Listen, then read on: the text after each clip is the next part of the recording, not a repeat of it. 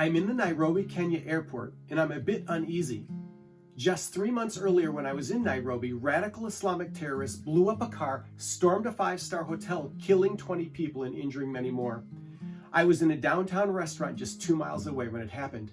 Now I'm waiting in my immigration line in a crowded room full of Western foreigners, and right behind me is a Muslim cleric in full beard, tunic, and turban.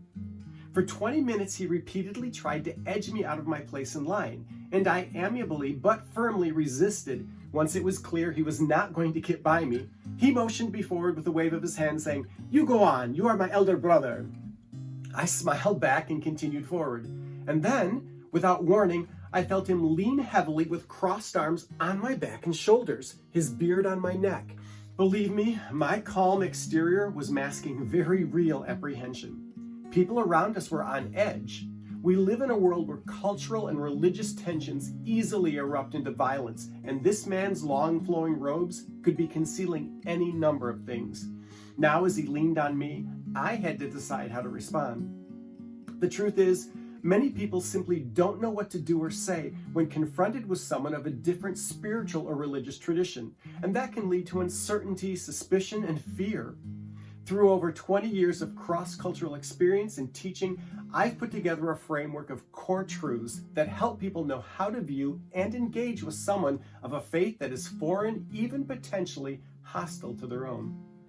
Peace and relational harmony have to start inside me, and for that to happen, I must know these core truths about myself and others. Here's the first foundational core truth that can change how we engage with people of a different faith, race, or culture. All people are first and foremost image of God. Before their religion, their race, their culture, their politics, they are image bearers. This is what gives all of us worth and value and makes us worthy of respect, compassion, kindness, and love. And because we are all equally image of God, there will always be more that unites us than separates us, more we share in common than what makes us different. So, despite my apprehension as this man leaned heavily on me, I turned slightly, without dislodging him, smiled and said over my shoulder, "I've got you. You can lean on me." A few moments later, he straightened and smiled as we talked briefly and in broken, fragmented English. We discovered we were both in Kenya as teachers. We were both people of faith, and we both had a high regard for Isa, Jesus. The connection we shared was warm and real, and it melted the tension in the room as people watched us interact.